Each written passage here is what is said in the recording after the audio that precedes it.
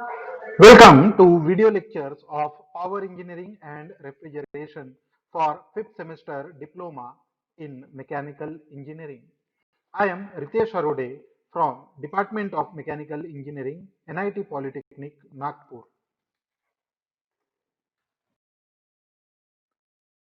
This video lecture is on gas turbine and jet propulsion, and our topic for this video is rocket propulsion. So in this video, we are going to learn about rocket propulsion, how the rocket engine works and all. First of all, let's discuss about the learning outcome for this video lecture. After completion of this video lecture, the learner will be able to identify the components of rocket engine. सबसे पहले हम लोग construction देखेंगे rocket engine का कि कौन से components होते हैं और वो किस तरह से काम करते हैं। दूसरी चीज जो हम यहाँ पर पढ़ने वाले हैं, हम डिफरेंट टाइप के प्रोपेलेंट सिस्टम के बारे में बात करेंगे, जैसे कि solid propellant system and liquid propellant system जो रॉकेट इंजन में यूज होता है। तो अल्टीमेटली हम लोग वर्किंग देखेंगे कि रॉकेट इंजन कितने टाइप के होते हैं और वो किस तरह से वर्क करते हैं। पर लेक्चर शुरू करने के पहले हम लोग पीओ और पीएसओ मैपिंग के बारे में देख लेते हैं। तो सबसे पहला है पीओ1। तो यहाँ पर इस वीडियो लेक्चर से हमारा बेसिक नॉलेज एनहांस होगा, इसीलिए पीओ1 मैप होता है। दूसरा PO two, because it is core topic of mechanical engineering, so इसीलिए डिसिप्लिन नॉलेज पीओ2 भी हम लोगों ने मैप किया है। देन पीओ3 एक्सपेरिमेंट एंड प्रैक्टिस, आपको प्रैक्टिस करनी है, डायग्राम्स ड्रॉ करने हैं, सो इसीलिए पीओ3 मैप किया है। उसके बाद आता है पीओ4, दैट इज इंजीनियरिंग टूल्स। तो यहाँ पे इंजीनियरिंग के कौन से टूल्स यूज होते हैं उसके बारे में हम लोग बात करने वाले हैं, इसीलिए पीओ4 मैप किया गया है। उसके बाद आता है पीओ8, इंडिविजुअल एंड टीम वर्क। तो आपको इंडिविजुअली ये चीजें पढ़नी है, इससे रिलेटेड प्रैक्टिस करनी है, इसीलिए पीओ8 मैप किया गया है।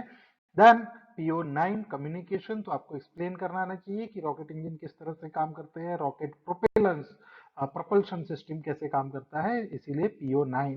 and this will be a lifetime learning experience and it will be useful throughout your life as a mechanical engineer, so that's why PO10 भी मैप किया गया है। आगे PSO2 और PSO3 मैप किया है। PSO2 होता है मैकेनिकल इंजीनियरिंग प्रोसेसेस और PSO3 है मैकेनिकल इंजीनियरिंग टूल्स। तो मैकेनिकल इंजीनियरिंग टूल्स जैसे कि वॉल्स है, कंप्रेसर है और बाकी सारी चीजें है, प्रोसेस है, कंबशन प्रोसेस है, कंप्रेशन प्रोसेस है। तो इन सारी चीजों का यूज यहाँ पर होने वाला है, ये हम सीखने वाले हैं, तो इसीलिए PSO2 और PSO3 भी मैप किया है। तो आइए शुरू करते हैं रॉकेट प्रोपल्शन सिस्टम का ये वीडियो। तो रॉकेट प्रोपल्शन पढ़ने से पहले एक बार टॉपिक रिवाइज कर लेते हैं कि इसके पहले का जो वीडियो था जिसमें हमने जेट प्रोपल्शन के बारे में पढ़ा था, हम लोगों ने जेट प्रोपल्शन में क्लासिफिकेशन देखा। हमने जो जेट प्रोपल्शन इंजिन्स के बारे में पढ़ा है, वो सारे इंजिन्स जो होते हैं they are air breathing system. Air breathing system क्या होता है, क्योंकि इसमें फ्यूल को बर्न होने के लिए जो एयर की जरूरत पड़ती है वो हम लोग एक्सटर्नली सप्लाई करते हैं, यानी एटमॉस्फेयर से एयर लेते हैं और उसको हम इंजन में सप्लाई करते हैं, कंबशन चेंबर में सप्लाई करते हैं। तो जिस तरह से जेट प्रोपल्शन में हमने देखा था, they work as a conventional engine. Conventional engine यानी क्या होता है कि जिसमें सक्शन होता है, कॉम्प्रेशन होता है, कंबशन और पावर सिस्टम होता है एंड देन एग्जॉस्ट होता है। सो जेट प्रोपल्शन में ये जिस टाइप के इंजन है उसको एयर ब्रीथिंग सिस्टम बोलते हैं, क्योंकि जो कंबशन में ऑक्सीडाइजिंग एजेंट लगता है, यानी ऑक्सीडाइजिंग यानी कि कंबशन के लिए ऑक्सीजन की जो जरूरत पड़ती है वो एटमॉस्फेरिक एयर से आता है। तो इसीलिए ऐसे इंजन को हम बोलते हैं एयर ब्रीथिंग इंजन।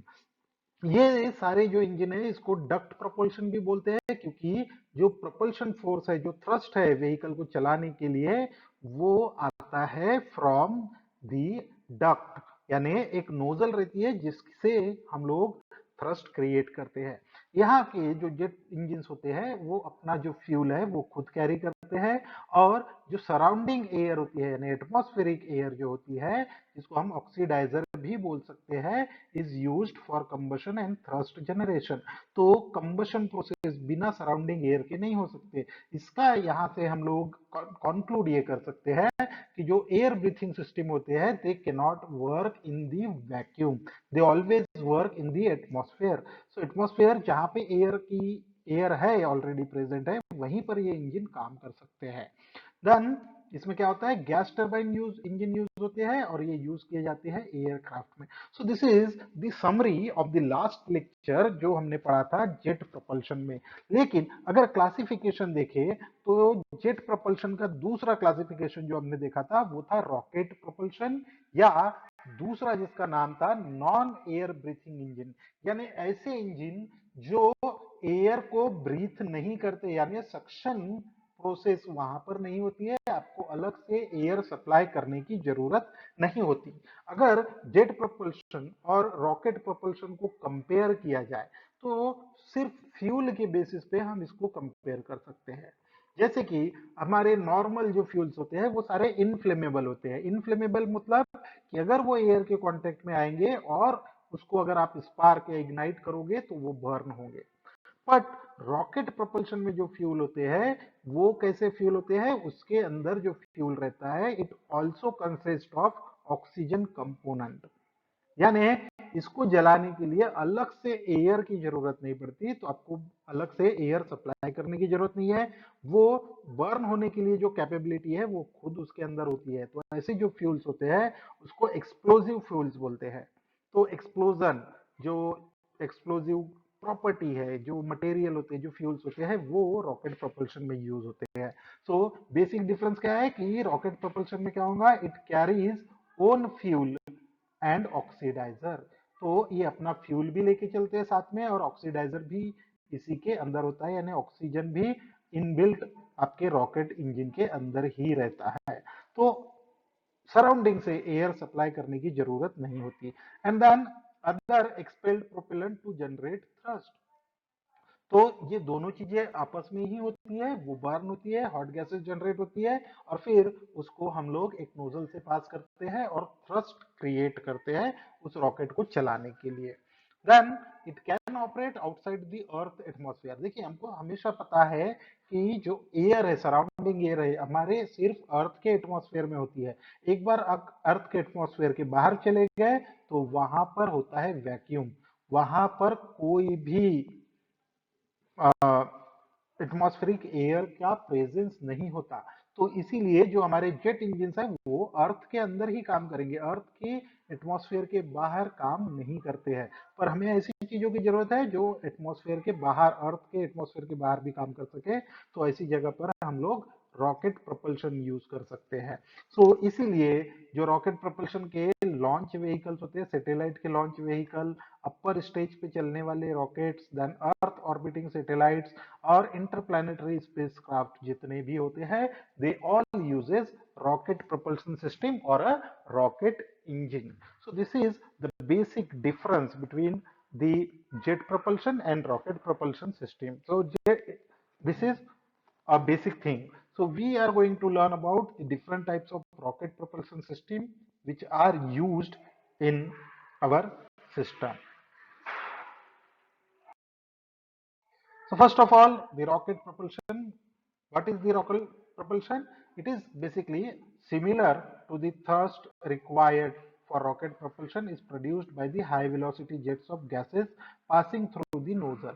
So यहाँ पे भी ये जो rocket propulsion है basically jet propulsion के जैसा ही है, क्योंकि इसमें भी जो थ्रस्ट होता है वो कैसे क्रिएट होता है कि जब आप एग्जॉस्ट गैस को एटमॉस्फेयर में रिलीज करोगे थ्रू अ नोजल, तो क्या होगा, उसके एक्शन की वजह से रिएक्शन होता है, जैसे कि हमने लास्ट टाइम पढ़ा था।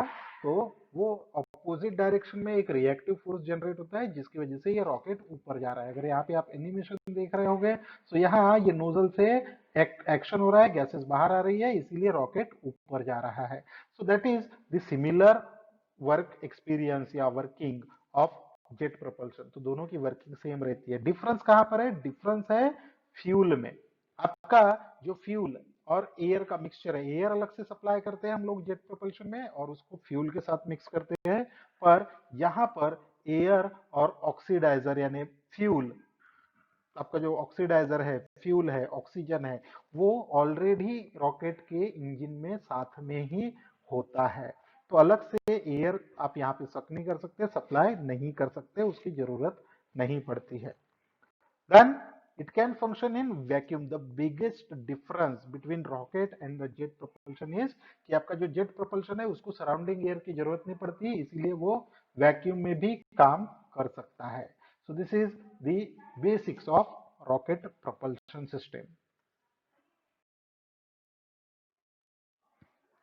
तो सबसे पहले देखते हैं कि रॉकेट प्रोपल्शन की एप्लीकेशंस कहाँ कहाँ होती है। सबसे ज्यादा एप्लीकेशंस जो होती है वो है स्पेस प्रोपल्शन सिस्टम में, यानी अर्थ के बाहर जहां पर भी हमको कुछ कैरी करना है तो हम लोग वहां पर रॉकेट प्रोपल्शन सिस्टम या रॉकेट इंजन को यूज करते हैं। सबसे पहला है लॉन्च व्हीकल। तो जो भी सैटेलाइट के लॉन्च व्हीकल्स है या फिर जो इंटरगैलेक्टिक लॉन्च होता है वो सब में हम लोग इस पे रॉकेट इंजन को यूज करते हैं। दूसरा बैलिस्टिक मिसाइल्स।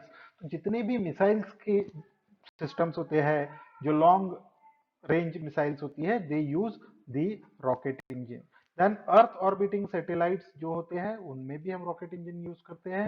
उसके बाद अपर स्टेज पे जो सैटेलाइट काम करते हैं या फिर जो सिस्टम्स जाते हैं तो स्पेस स्टेशन वगैरह, they also work on this particular rocket engine.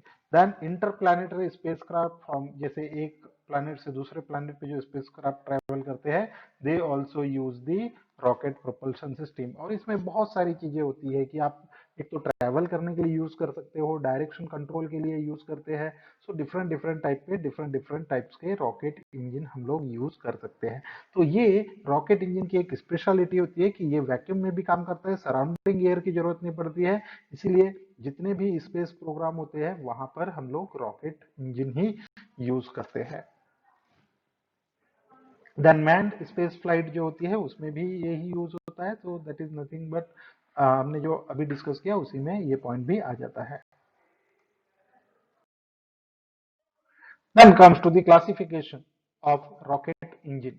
तो रॉकेट इंजन का क्लासिफिकेशन क्या है? दो टाइप के रॉकेट इंजन हो सकते हैं। सबसे पहला जो क्लासिफिकेशन है वो है according to type of propellant.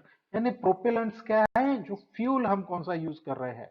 Propellant means fuel. तो फ्यूल कौन सा यूज कर रहे हैं, तो उसमें पहला आता है सॉलिड प्रोपेलेंट रॉकेट, यानी सॉलिड प्रोपेलेंट यहाँ पे यूज करते हैं, और दूसरा होता है लिक्विड प्रोपेलेंट फ्यूल। सो ये दो एक टाइप होते हैं रॉकेट इंजन के। उसके बाद नंबर ऑफ मोटर के बेस पे हो सकता है।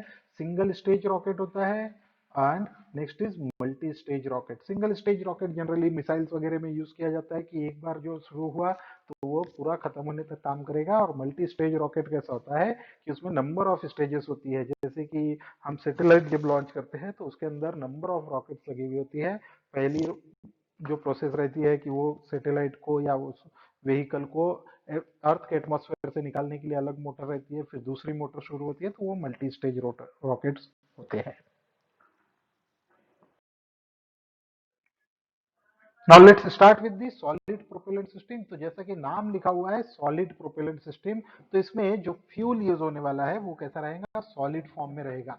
और क्योंकि ये जो फ्यूल होता है उसके अंदर अलग से ऑक्सीडाइजिंग की जरूरत नहीं होती है, तो we use a explosive.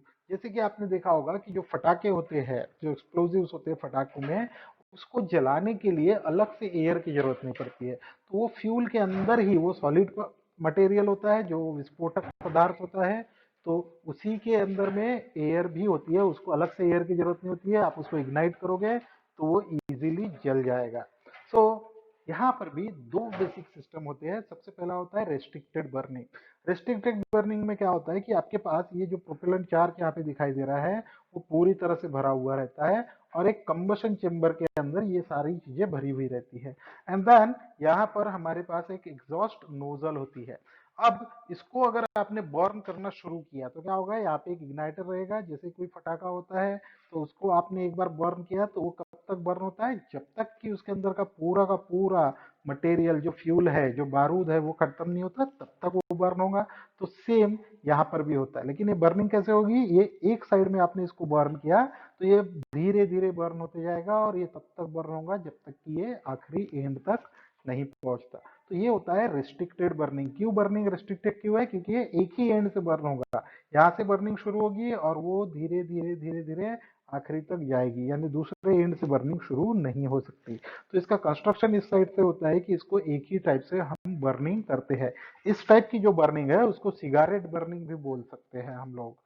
Sir, ये जो एग्जॉस्ट निकलेगा, जो हॉट गैसेस निकलती है, it is pass through a nozzle. तो यहाँ पे एग्जॉस्ट नोजल होती है, उससे ये पास होगा और इसकी वजह से थ्रस्ट क्रिएट होगा और ये जो भी व्हीकल होगा, रॉकेट होगा, वो नोजल की जो जिस डायरेक्शन में एग्जॉस्ट निकल रहा है उसके ऑपोजिट डायरेक्शन में मूव करेगा। तो ये जो हॉट गैसेस रहती है वो बहुत ज्यादा स्पीड में निकलती है और ये सिस्टम काम करता है। तो इसमें क्या होता है, it Burns from one and and produces small amount of thrust for long period. क्योंकि एक ही जगह पे बर्न हो रहा है तो ये थ्रस्ट क्या होगा, थोड़ा सा कम रहता है, क्योंकि ये कंट्रोल्ड है, कंट्रोल्ड बर्निंग हो रही है यहाँ पे, पर ये बहुत लंबे टाइम तक काम करता है। तो ऐसी जगह जहां पर हमको थ्रस्ट कम चाहिए पर बर्निंग ज्यादा चाहिए, तो उस जगह पर ये वाला सिस्टम काम करता है। दूसरा जो होता है उसको हम बोलते हैं अनरिस्ट्रिक्टेड बर्निंग। अब यहाँ पे बर्निंग कैसी है, यहाँ पे बर्निंग रुकती नहीं है। इसका कंस्ट्रक्शन अगर देखेंगे तो यहाँ पे ये जो दिख रहा है एक ट्यूब होती है और वो ट्यूब के अंदर में आपका जो प्रोपेलेंट है, जो विस्फोटक पदार्थ है, जो बारूद है, वो भरा हुआ रहता है और ये एक ट्यूब के अंदर रहता है, यानी बीच में से वो सिस्टम हॉलो रहता है और यहाँ पे एक इग्नाइटर लगा हुआ रहता है। तो इसमें अनरिस्ट्रिक्टेड बर्निंग कैसी होगी, यहाँ पे देखिए कंस्ट्रक्शन फिर से वही है, नोजल है तो यहाँ से एग्जॉस्ट बाहर निकलेगा, तो एग्जॉस्ट गैस की डायरेक्शन इस डायरेक्शन में रहेगी तो ये रॉकेट आगे जाएगा। तो यहाँ पे जैसे ही जब ये इग्नाइटर लाइटर इसको बर्न करता है तो फ्यूल बरना शुरू होता है और ये बर्निंग कहीं भी होती है, इसमें कोई भी कंट्रोल नहीं है। बर्निंग यहाँ से भी शुरू होगी, अपर से भी, यहाँ से अंदर से भी बर्निंग होंगे, तो इसमें कंट्रोल कहीं पर भी नहीं होता। तो इसमें क्या होता है, एक बिल्कुल शॉर्ट टाइम के लिए पूरा का पूरा जो फ्यूल है वो बर्न हो जाता है। तो जल्दी फ्यूल बर्न होगा, बहुत सारे अमाउंट में फ्यूल बर्न होगा, तो क्या होने वाला है कि आपको ये ज्यादा थ्रस्ट देगा लेकिन थ्रस्ट बहुत कम टाइम के लिए मिलेगा। So this type of a system is basically used in the missiles and the space aircraft, जो रॉकेट्स वगैरह होते हैं, जो सैटेलाइट लॉन्च व्हीकल्स होते हैं, जब अर्थ के बाहर में आपको अर्थ के एटमॉस्फेयर के, अर्थ के ग्रेविटी के बाहर जब रॉकेट को लेके जाना है, तब इस टाइप का सिस्टम यूज होता है, क्योंकि उस टाइम पे हमको लार्ज थ्रस्ट की जरूरत पड़ती है, पर वो थ्रस्ट आपको कितने टाइम के लिए चाहिए, बहुत छोटे टाइम के लिए चाहिए होता है। तो this is all about this type of solid propellant system. ये जितने प्रोपेलेंट सिस्टम है सॉलिड वाले, इनका एक ड्रॉबैक होता है कि ये जैसे ही एक बार आपने चालू कर दिया तो उसको आप पूरा खत्म होने तक रोक नहीं सकते। तो this is disadvantage of solid propellant system. जैसे आपके घर में आपने फटाका जलाया होगा तो आप उसको बीच में नहीं रोक सकते, एक बार आपने जला दिया तो पूरी तरह से बर्न होगा, उसके बाद अपने आप खत्म होगा, बंद होगा। तो वैसा ही यहां पर भी होता है।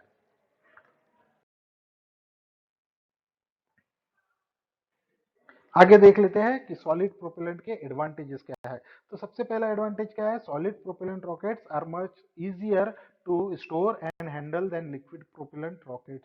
तो इसका जो सॉलिड फ्यूल होता है, सॉलिड प्रोपेलेंट होता है, उसका स्टोरेज और हैंडलिंग बहुत इजी होती है, उसमें आपको ज्यादा प्रिकॉशंस लेने की जरूरत नहीं होती, क्योंकि सॉलिड बहता नहीं है, कहीं जाता नहीं है, आप उसको इजीली स्टोर कर सकते हो।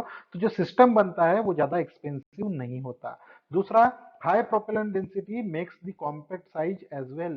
तो अभी सॉलिड है तो उसकी डेंसिटी ज्यादा रहेगी, तो इसीलिए क्या होगा कि इसका जो साइज होता है रॉकेट का वो बहुत छोटा होता है। Then this feature plus simplicity and low cost make solid propellant rockets ideal for military application. तो ये मिलिट्री एप्लीकेशन के लिए काम में आते हैं, यानी मिसाइल्स वगैरह में ये ज्यादा यूज किया जाता है। उसके बाद their simplicity also makes solid rocket a good choice whenever large amount of thrust are needed and cost is an issue। तो जब आपको सस्ते में, यानी आपको कम कॉस्ट में रॉकेट्स बनाने हैं और थ्रस्ट आपको ज्यादा चाहिए होगा, तो ऐसे कंडीशंस में हम लोग सॉलिड प्रोपेलेंट यूज करते हैं। सो इसीलिए ये जो सिस्टम है ये मिसाइल्स में बहुत ज्यादा यूज करते हैं, क्योंकि उसको एक ही बार यूज करना है आपको और बार बार यूज नहीं करना है, तो इसीलिए वहां पे कॉस्ट एक इशू होता है। पर इसके कुछ डिसएडवांटेज होते हैं। सबसे पहला डिसएडवांटेज क्या है कि एक बार अगर ये इग्नाइट हो गया तो इट कंज्यूम्स एंटायर फ्यूल, यानी एक बार आपने बर्न कर दिया तो पूरा फ्यूल जलेगा तभी वो बंद होगा। और इस पे थ्रॉटलिंग नहीं होती, आप इसकी स्पीड को कम या ज्यादा नहीं कर सकते। एक बार बर्न हो गया तो वो अपनी स्पीड से ही चलने वाला है। दूसरा, it can not be used for large trust for longer period. तो लंबे पीरियड के लिए, ज्यादा टाइम के लिए ये वाले सिस्टम काम नहीं करते हैं। So that is the disadvantage of solid propellant. तो ऐसी जगह पे जब आपको कंट्रोल करना है रॉकेट को, स्पीड कंट्रोल करना है, थ्रस्ट को कंट्रोल करना है, तब हम लोग यूज करते हैं लिक्विड प्रोपेलेंट। तो अगली स्लाइड में हम लोग देखेंगे लिक्विड प्रोपेलेंट सिस्टम किस तरह से काम करता है। Now in this slide, let's learn about the liquid propellant system. अब जैसे कि नाम लिखा हुआ है लिक्विड प्रोपेलेंट सिस्टम, तो प्रोपेलेंट यानी फ्यूल कैसा होगा, लिक्विड फॉर्म में होगा। लिक्विड फॉर्म में जब हम लोग प्रोपेलेंट को यूज करते हैं तो इसके अंदर आपको ऑक्सीडाइजर यानी ऑक्सीजन अलग से सप्लाई करना पड़ता है।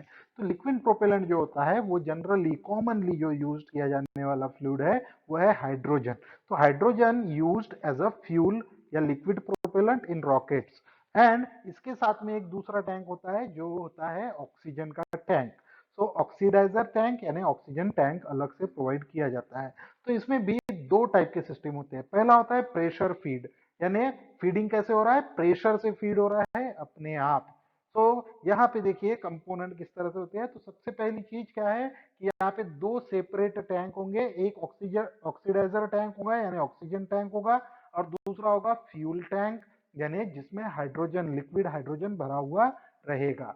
तो ये जो दोनों टैंक होते हैं, दोनों जो फ्लूइड है oxygen as well as hydrogen, वो क्रायोजेनिक टैंक होते हैं। क्रायोजेनिक यानी ऐसे फ्लूइड जो बहुत लो टेम्परेचर पे होते हैं, यानी -180 डिग्री के ऊपर आपको हाइड्रोजन मिलेगा, -250 डिग्री सेल्सियस पे आपको ऑक्सीजन मिलता है। और इस टेम्परेचर पे, इतने लो टेम्परेचर पे ये दोनों जो गैसेस है they form in the liquid state.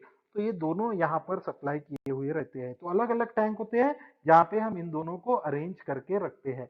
और ये जो प्रेशर होता है ये हाई प्रेशर गैस के साथ में ये कनेक्टेड होते हैं। तो ये प्रेशर ये हाई गैस से इसके ऊपर होता है। तो जैसे कि आपने घर में देखा होगा एलपीजी का सिलेंडर होता है लिक्विडिफाइड पेट्रोलियम गैस, तो वो जो गैस होती है वो लिक्विड फॉर्म में रहती है, लेकिन जब उसको आप नॉर्मल प्रेशर पे लेके आते हो तो क्या होता है कि वो गैस में कन्वर्ट होती है और बर्न होती है। तो सिमिलर कंसेप्ट यहाँ पर भी यूटिलाइज होता है कि आप हाई प्रेशर पे ऑक्सीजन को और हाइड्रोजन को मेंटेन करके रखते हो। फिर यहाँ पर हमारे पास दो वॉल होते हैं और ये वॉल को आप कंट्रोल कर सकते हो। जैसे ही ये वॉल को आप ओपन करेंगे तो क्या होगा, ये फ्यूल यहाँ से आएगा हाइड्रोजन, और जैसे ही उसका प्रेशर कम होगा तो it will be converted into hydrogen gas. तो लिक्विड गैस में कन्वर्ट हो जाता है। Same happens with the oxygen. और यहाँ पे आके ये दोनों मिक्स होते हैं, बर्न होते हैं, हॉट गैसेस जनरेट होती है, and then those hot gases is passed through a thrust chamber यानी नोजल से पास होगा। और ये नोजल जब यहाँ से जो गैस है वो डाउनवर्ड डायरेक्शन में आएंगी तो ये पूरा का पूरा जो सेटअप है ये एक रॉकेट के अंदर बंद रहेगा। तो आपका रॉकेट क्या होगा, अपवर्ड डायरेक्शन में मूव करेगा। तो इस तरह से ये प्रेशर फीड सिस्टम काम करता है। तो प्रेशर फीड कैसा है, यानी आप सिर्फ हाई प्रेशर पे इसको मेंटेन करके रखो, और जैसे ही वॉल खोलोगे तो इधर प्रेशर लो रहेगा, तो फ्लो कैसे होगा, अपने आप होगा, क्योंकि ये एनर्जी या फ्लूइड जो भी है वो always flow from higher level to lower level. तो वही यहाँ पे कंसेप्ट हम लोग यूज करते हैं। दूसरा जो अरेंजमेंट है वो है पंप फीड सिस्टम। तो पंप फीड सिस्टम में क्या होगा, जैसे कि नाम लिखा हुआ है पंप रहते हैं। तो यहाँ पे कैसा है, हमारे पास ऑक्सीडाइजर टैंक है, फ्यूल टैंक है यानी हाइड्रोजन का टैंक है, ऑक्सीजन का टैंक है, और ये दोनों का जो सप्लाई है वो एक पंप के थ्रू होता है। तो एक पंप है जो ऑक्सीडाइजिंग एजेंट पंप करता है, दूसरा फ्यूल को पंप करता है, और ये पंप कनेक्ट होने के बाद में ये मिक्सचर यहाँ पे आता है और ये गैस जनरेटर में इसका थोड़ा सा पार्ट गैस जनरेटर में जाता है जहाँ पे वो फ्यूल बर्न होता है, हॉट गैसेस जनरेट होती है और वो हॉट गैसेस क्या करती है, एक टरबाइन को चलाती है और ये टरबाइन इतना ही बड़ा होता है, इतना ही पावर जनरेट करता है ताकि ये दोनों पंप को पावर दे सके। ये रॉकेट को चलाने के लिए टरबाइन नहीं है, ये टरबाइन सिर्फ और सिर्फ इन दोनों पंप को चलाने के लिए है, क्योंकि उसको चलाने के लिए भी एनर्जी की जरूरत पड़ेगी। तो एक बहुत छोटे साइज का टरबाइन यहाँ पे यूज होता है। बाकी का जो हाइड्रोजन है और ऑक्सीजन है वो यहाँ पे वॉल को कंट्रोल करके हम लोग सप्लाई करते हैं इस चेम्बर में, और थ्रस्ट चेम्बर में फिर से मिक्सचर क्रिएट होगा, हॉट गैसेस जनरेट होगी और ये हॉट गैसेस यहाँ से नोजल से नीचे की ओर आएगी। तो आपका पूरा का पूरा रॉकेट क्या होगा, अपवर्ड डायरेक्शन में मूव होगा। तो यहाँ इन ये जो सिस्टम दिख रहा है, दोनों के दोनों सिस्टम, जो रॉकेट का साइज होता है आपने देखा होगा डिजाइन, तो उस तरह से उस सिस्टम के अंदर में पैक किया हुआ रहता है। तो उसके अंदर ये पूरा सिस्टम पैक रहेगा और यहाँ पे एक कंट्रोल सिस्टम होगा। आपको कंट्रोल किसको करना है, यहाँ पे आप वॉल को कंट्रोल कर सकते हो। वॉल को कंट्रोल करोगे यानी क्या करेंगे आप, कि आप स्पीड को कम या ज्यादा कर सकते हो, आप फ्यूल के फ्लो को कम या फिर ज्यादा कर सकते हो, मिक्सचर का जो रेशो है वो चेंज कर सकते हो, हाइड्रोजन कम ऑक्सीजन ज्यादा, ऑक्सीजन कम या हाइड्रोजन ज्यादा, या मिक्सचर आप वेरी कर सकते हो अकॉर्डिंग टू रिक्वायरमेंट। तो ये जो सिस्टम होते हैं ये कंट्रोल्ड सिस्टम है। जैसे कि सॉलिड में वहां पे कंट्रोल नहीं होता, यहाँ पे कंट्रोल कर सकते हैं हम लोग। तो ये सारी चीजें कंट्रोल होती है, आपका सिस्टम इजीली काम करेगा, बहुत अच्छी तरह से एफिशिएंटली काम करेगा। आप इन सिस्टम को कभी भी बंद कर सकते हो, कभी भी शुरू कर सकते हो, स्पीड कम कर सकते हो, ज्यादा कर सकते हो। So these are the advantages of liquid propellant system. तो ये इसके बेसिक फीचर्स होते हैं जो सॉलिड में आपको नहीं मिलेंगे।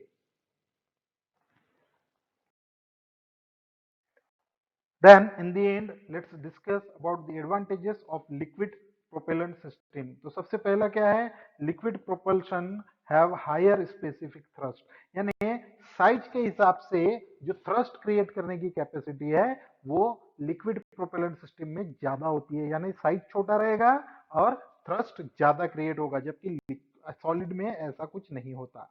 Then it can be shut down restart any time, तो आप इसको बंद कर सकते हो, चालू कर सकते हो, स्पीड को कम या ज्यादा भी कर सकते हो। Then different combination of fuel and oxidizer can be use, तो यानी फ्यूल और ऑक्सीजन का जो डिफरेंट मिक्सचर है, जैसे हम आईसी इंजन में यूज करते हैं, कम स्पीड के लिए अलग मिक्सचर, ज्यादा स्पीड के लिए अलग mixture, that can be done in this. Solid में ये अरेंजमेंट नहीं होता।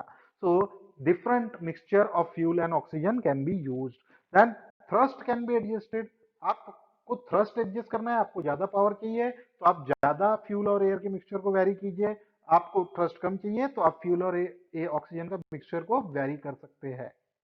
देन डिसएडवांटेज क्या होते हैं, तो डिसएडवांटेज सबसे पहला है कि इसमें स्पेशलाइज्ड टैंक आर रिक्वायर्ड। तो स्पेशलाइज्ड टैंक क्यों लग रहा है हमको, क्योंकि आपको जो ऑक्सीजन है और हाइड्रोजन है उसको बहुत क्रायोजेनिक टेम्परेचर पे मेंटेन करके रखना है, तो उसके लिए क्रायोजेनिक टैंक्स की जरूरत पड़ेगी। और इसीलिए आप हमेशा देखेंगे, कभी आपने पढ़ा होगा, तो इन टाइप के इंजन को क्रायोजेनिक इंजन भी बोलते हैं, because they are working at that particular temperature. उसके बाद हाई क्वालिटी का कंस्ट्रक्शन लगता है, क्योंकि जो आपके फ्यूल है, जो ऑक्सीजन और हाइड्रोजन है, उसको बहुत अच्छी तरह से हैंडल करना पड़ता है। अगर उसकी प्रॉपर्टी में थोड़ा सा भी चेंज होता है, प्रेशर में या उसमें हल्का सा भी लीकेज होगा, तो इट विल गेट एक्सप्लोड, क्योंकि ये एक्सप्लोजिव होते हैं। तो इसीलिए कंस्ट्रक्शन बहुत अच्छी तरह से, बहुत एक्सपेंसिव, बहुत माइन्यूट डिटेल्स पे ध्यान दे के कंस्ट्रक्ट किया जाता है। So this is all about the liquid propellant system. So in this video lecture we have learned about the total different types of rocket propulsion systems.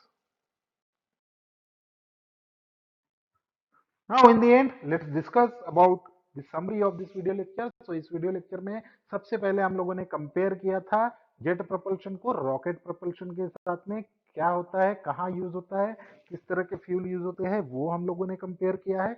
दूसरा, फिर हमने सॉलिड प्रोपेलेंट सिस्टम के बारे में देखा, उसकी वर्किंग देखी, and then we have seen the liquid propellant system और उसकी वर्किंग, एंड दोनों के हम लोगों ने एडवांटेज और डिसएडवांटेज भी डिस्कस किया है। So outcome of this video lecture, what will be the outcome, आप यहाँ पे क्या होगा, you can explain the working of solid propellant system, या लिक्विड प्रोपेलेंट सिस्टम, दोनों की वर्किंग एक्सप्लेन आप कर सकते हो with neat sketch and diagram, और साथ ही साथ आप एडवांटेज और डिसएडवांटेज भी लिस्ट कर सकते हो।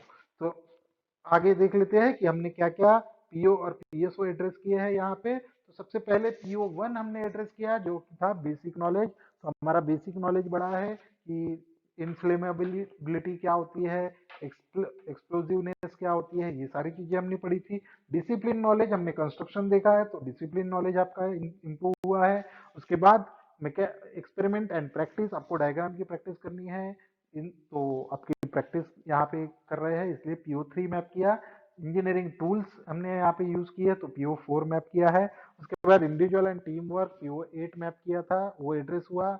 PO9 यहाँ पे एड्रेस होता है। PO10 लाइफ लॉन्ग लर्निंग, आपका कम्युनिकेशन इंप्रूव है, लाइफ लॉन्ग लर्निंग इंप्रूव होती है, तो उसको भी हम लोगों ने यहाँ पर मैप किया था।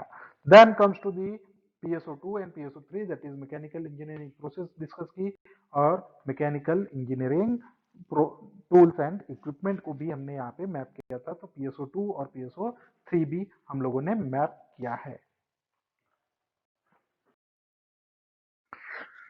So in this way, we have come to the end of our chapter number 4, that is gas turbine and jet propulsion. So we have gone through this. So be ready and be prepare all, watch all the videos and prepare for the coming examination. Best of luck. Till that, keep learning. Thank you.